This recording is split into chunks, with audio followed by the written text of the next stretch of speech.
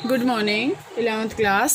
बेटा रिवीजन को जो है वहीं पे स्किप करते हैं। स्किप भी क्या है, वो थर्ड यूनिट कम्प्लीटली हो ही गई है मोस्टली आपकी। तो यूनिट 4 को जो है स्टार्ट करते हैं। जैसा आपको पता है कि आपके पीरियड स्टार्ट होने जा रहे हैं आज से, तो उसमें ज़्यादा नहीं करवाएंगे, आपके पास इतना ही करवाएंगे जितना आप इसमें कर सकोगे। ठीक है, तो ज़्यादा नहीं करवाऊँगी आज इस यूनिट का, सिर्फ मैं इंट्रोडक्शन दे रही हूँ। आपके पास यूनिट का नाम क्या है? Chemical bonding. Chemical bonding and molecular structure. Chemical bonding and molecular structure. अब देखो बेटा, इस यूनिट के अंदर आपके पास क्या आएंगे कि इसके अंदर आपके पास आएंगे, एक तो केमिकल बॉन्डिंग आएगी। केमिकल बॉन्डिंग का मतलब क्या होता है कि कैसा बॉन्ड आपके पास उस एलिमेंट्स जो आपके पास बन रही हैं, स्ट्रक्चर जो बना रही हैं, तो उनके बीच में बॉन्डिंग है कैसी, बॉन्डिंग ये बताएंगे। अब जैसे देखो बेटा, आपने दो टाइप्स की बॉन्डिंग जो है मेनली पढ़ी है। एक आपने पढ़ी है आयनिक बॉन्ड और एक आपने पढ़ा है कोवेलेंट बॉन्ड। अब इसमें देखो कि आयनिक बॉन्ड और कोवेलेंट बॉन्ड आप सबसे पहले यहाँ से थोड़ा सा कॉमन करते हैं। तो आयनिक बॉन्ड और कोवेलेंट बॉन्ड आपके पास होता क्या है? देखो, आयनिक बॉन्ड आपके पास क्या होता है? Completely transfer of electron from one atom to the another is called ionic bond. But in covalent bond आपके पास क्या होता है?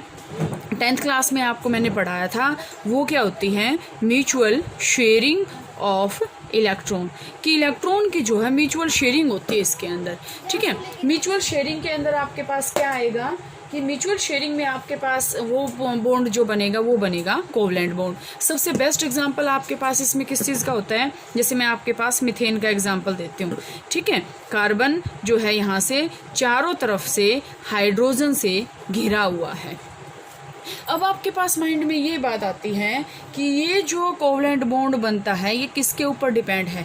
एक बेटा मैंने आपको बताया था ऑक्टेट रूल, तो आज उसी को थोड़ा सा डिस्क्राइब करते हैं। Octet rule. ऑक्टेट रूल के अकॉर्डिंग देखो ये फिक्स है कि एवरी एटम, ऑक्टेट रूल मैंने आपको 10th में भी बताया था। ऑक्टेट रूल के अकॉर्डिंग क्या है? Every atom has tendency, has capacity to complete 8 electrons in its outermost shell. In its outermost shell।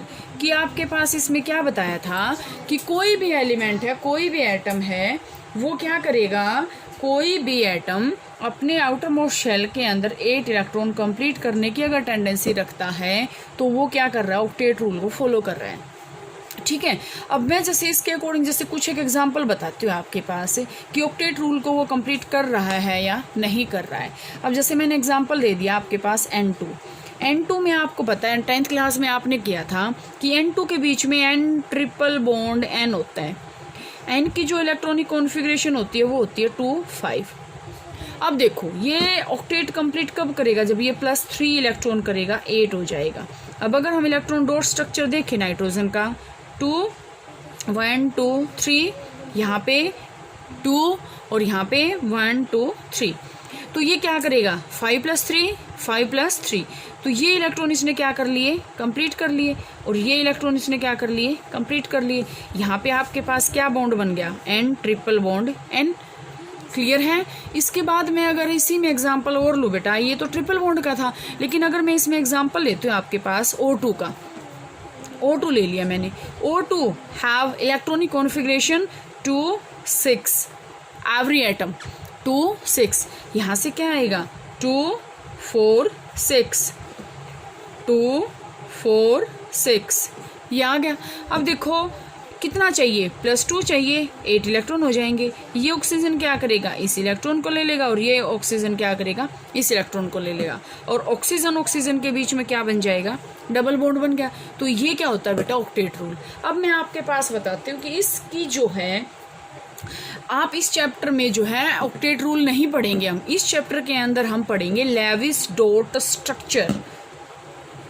Kosal Lewis एक साइंटिस्ट था, लेविस डॉट स्ट्रक्चर, वो वैसे हम कल करेंगे। लेकिन इससे पहले हम क्या करेंगे कि इसमें मैं आपको बता रही हूँ कि ऑक्टेट रूल की जो है ना लिमिटेशन आई, जैसे हमने रिसेंटली यूनिट्स में किया था ना, रदरफोर्ड की आई, बोर मॉडल की आई, क्वांटम की तो नहीं आई। उसकी जो लिमिटेशंस है उसको ओवरकम करने के लिए कुछ ना कुछ तो दूसरा मॉडल बनाना ही पड़ता है। तो उसमें यहाँ पे आपके पास यही बात है बेटा कि ऑक्टेट रूल की जो लिमिटेशंस थी ना उसको कंप्लीट करने के लिए आपके पास आया लेविस-डॉट स्ट्रक्चर। अब सबसे पहले मैं ऑक्टेट रूल की लिमिटेशन सबसे पहले मैं आपके पास अगर डिस्कस करूं तो ऑक्टेट रूल की सबसे पहली लिमिटेशन देखो, आपके पास आपने सुना होगा H2 मॉलिक्यूल बनता है। H2 की इलेक्ट्रॉनिक कॉन्फ़िगरेशन क्या है? 1, एक हाइड्रोजन की 1 और दूसरे की भी 1। अब इसमें देखो क्या ये 7 इलेक्ट्रॉन ऐड कर सकता है इसके अंदर +7 ऑक्टेट जो है। ऑक्टेट का तो मतलब यही है, ऑक्टेट का तो मतलब फिक्स होता है 8 है। तो क्या हाइड्रोजन की इतनी कैपेसिटी है कि अपना जो शेल है, आउटर मोस्ट शेल है, वो उसको इतना एक्सपेंड कर पाए कि उसके अंदर 8 इलेक्ट्रॉन एकोमोडेट कर पाए? क्या है capacity? There is no capacity of hydrogen to accommodate 7 electrons in its outermost shell. तो इसका मतलब फर्स्ट लिमिटेशन यही है कि octet rule is not applicable to all the atoms. This is applicable only to those atoms which can expand its outermost shell या which can accept electrons to complete its octet। अब यहाँ से अगर हम इसमें देखते हैं तो ये octet रूल को फॉलो नहीं कर रहा, ये कर रहा है डबलेट को, डबलेट। तो इसका मतलब फर्स्ट लिमिटेशन आपके पास आ गई। फर्स्ट लिमिटेशन क्या आई कि स्टेबिलिटी ये आपके पास क्या करेगा, हीलियर। अब देखो ऑक्टेट रूल आपको क्यों बताया गया, क्योंकि ऑक्टेट रूल को गेन करने के बाद वो जो है noble gas, nearest noble gas configuration जो आपके पास होती है उसको अटेन कर लेता है। अब इसने कर ली डबलेट करके, तो इसने किसकी कर ली? हीलियम की। लेकिन क्या ऑक्टेट कंप्लीट किया? नहीं। तो फर्स्ट लिमिटेशन आपकी यही आई। ठीक है। अब सेकंड में अगर हम देखते हैं बेटा, जैसे मैं आपके पास यहाँ से देखती हूँ, जैसे देखो मैंने एग्जांपल इसका H2 का अगर हम छोड़ दें, दूसरा एग्जांपल अगर हम लेते हैं यहाँ पे H2O, H2O ऑक्सीजन देखो 2, 4, 5 और 6, हाइड्रोजन हाइड्रोजन 1 1, ये ऐसे और ये ऐसे। समझ में आ रहा है सभी को? ये ऐसे हैं, ये ऐसे हैं और ये ऐसे। अब अगर हम ऑक्सीजन को देखते हैं तो इसने तो अपना ऑक्टेट कंप्लीट कर लिया, लेकिन क्या हाइड्रोजन ने अपना ऑक्टेट कंप्लीट किया? This is not possible. इसने क्या किया? अपना डबलेट कंप्लीट किया। तो यहाँ से आपके पास ये लिमिटेशन आ रही है बेटा ऑक्टेट रूल की, कि जो ऑक्टेट रूल है ना वो सभी के सभी कंपाउंड्स के लिए जो है फिट नहीं बैठता। इसी तरह मैं आपके पास सेम एग्जाम्पल यहाँ से लेती हूँ NH3 का। सेम है NH3, यहाँ पे मैंने नाइट्रोजन ले लिया। नाइट्रोजन लेने के बाद देखो यहाँ पे मैंने 2 2 2 2, एक हाइड्रोजन यहाँ, ठीक है, एक हाइड्रोजन यहाँ, एक हाइड्रोजन यहाँ। अब यहाँ पे देखें कि आपके पास क्या आ रहा है कि इसने तो अपना ऑक्टेट कंप्लीट कर लिया। मैंने ये हाइड्रोजन के मिला के डॉट्स बनाए हैं, कहीं कोई कंफ्यूज हो जाए। और ये इनका ये हो गया, इसका ये हो गया और इसका ये हो गया। लेकिन क्या हाइड्रोजन ने अपना ऑक्टेट कंप्लीट किया? सिर्फ नाइट्रोजन का ऑक्टेट कंप्लीट हुआ। तो आपके पास यही इसकी लिमिटेशन आती है कि octet rule is not applicable to all the compounds या ऑल द एलिमेंट्स। इसके बाद बेटा नेक्स्ट लिमिटेशन आती है कि हम कंपाउंड्स देखेंगे।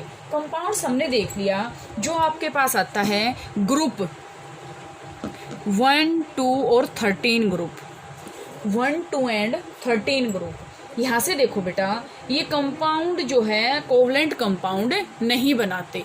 कोवलेंट कंपाउंड नहीं बनाते तो जैसे देखो मैं एग्जांपल लेती हूँ आपके पास BE बेरिलियम फ्लोराइड BeF3, ठीक है। या फिर मैं आपके पास लेती हूँ यहाँ पे BF3, या मैं आपके पास यहाँ से लेती हूँ BCl3, ठीक है। यहाँ से और मैं आपके पास एग्जांपल लेती हूँ AlCl3, aluminium chloride BF3 BeF3। यहाँ पे आपके पास क्या है कि ये एलिमेंट्स तो बने हैं, लेकिन जो आपके पास ये बने हैं ना, इसमें आपके पास क्या है कि ये कोवलेंट कंपाउंड तो बने हैं, लेकिन जो इसमें सेंट्रल मेटल एटम है, एलिमेंट्स जो हैं इसमें ग्रुप के, ऑक्टेट उनका कंप्लीट नहीं है। ऑक्टेट उनका कंप्लीट नहीं है। जैसे हम यहाँ पे एग्जांपल लेते हैं बेरिलियम का, यहाँ पे बोरोन का, यहाँ पे बोरोन का, और यहाँ पे हम एल्यूमिनियम का लेते हैं, तो इनका जो ऑक्टेट यहाँ पे कंप्लीट नहीं है। ठीक है, यहाँ पे इनका ऑक्टेट जो है वो कंप्लीट नहीं है। इसके बाद और लिमिटेशन क्या आती है बेटा, कि इसने बताया है कि सेंट्रल मेटल एटम जो है वो 8 इलेक्ट्रॉन जो है कंप्लीट करेगा अपने। लेकिन जैसे मैं एग्जांपल लेती हूँ आपके पास PF5 का, PF5 ले सकते हैं, या फिर हम और एग्जांपल इसमें क्या ले सकते हैं, SF6। ठीक है, SF6 ले सकते हैं। और इसमें और एग्जांपल भी होता है बेटा H2SO4, H2SO4। इनके अंदर देखो बच्चे ध्यान से कि जो इनका सेंट्रल मेटल एटम है ना, ये यहाँ पे आपके पास क्या है, यहाँ पे सल्फर है। ठीक है, इनका जो ऑक्टेट है ना, उसके इलेक्ट्रॉन जो है 8 से ज़्यादा जा रहे हैं, मोर इलेक्ट्रॉन है। अब अगर हम PF5 में देखें, PF5 का मैं जैसे आपके पास स्ट्रक्चर बना के दिखा रही हूँ, बेटा ध्यान से देखना। ये PF5 का आगे आपके पास वेस्पर थ्योरी आएगी, वहाँ पे आपको समझ में भी आ जाएगा। ये इसका स्ट्रक्चर जो है ऐसे होता है, ये ऐसे और ये ऐसे। यहाँ क्या है, फ्लोरीन, यहाँ भी फ्लोरीन, यहाँ भी फ्लोरीन, यहाँ भी फ्लोरीन, यहाँ भी फ्लोरीन। ध्यान से देखो, अब फोस्फोरस ने एक इलेक्ट्रॉन तो इसके पास खुद के थे 5 फ्लोरीन के जो है शेयरिंग कर ली, तो इसके पास फोस्फोरस के पास सेंट्रल एटम में जो है कितने इलेक्ट्रॉन आए, 10 आए ना 10, क्योंकि एक तो इसके पास खुद का है बेटा, और म्यूचुअल शेयरिंग से एक इसने किसका ले लिया, इसका फ्लोरीन का ले लिया, तो इलेक्ट्रॉन कितने आए, 10। क्या ऑक्टेट कंप्लीट हुआ, ऑक्टेट तो कंप्लीट हो गया, लेकिन बियॉन्ड गया। बियॉन्ड का मतलब क्या है, फोस्फोरस ने अपना जो है लास्ट शेल को क्या कर लिया, एक्सपेंड कर लिया। ठीक है, एक्सपेंड इसने अपने आप को कर लिया। इसी तरह आपके पास इसमें आता बेटा SF6 में, यहाँ से SF6 में आपके पास यहाँ से ये ऐसे स्ट्रक्चर आएगा इसका, ये ऐसे। अब देखो यहाँ से अगर हम देखें तो 6 तो खुद इसके हैं, 6 इसने चारों मतलब 6 के 6 इसने सारी साइड से ले लिए, तो कितने इलेक्ट्रॉन आ गए, 12। क्या 8 इलेक्ट्रॉन हुए, नो। तो इसका मतलब यहाँ पे आपके पास क्या आ रहा है, ये ऑक्टेट रूल को फॉलो नहीं करते। अब इसको जो है, अब नेक्स्ट जो हम करेंगे वो करेंगे लेविस डॉट स्ट्रक्चर बनाने। ठीक है, इतना आप कर लेना बेटा।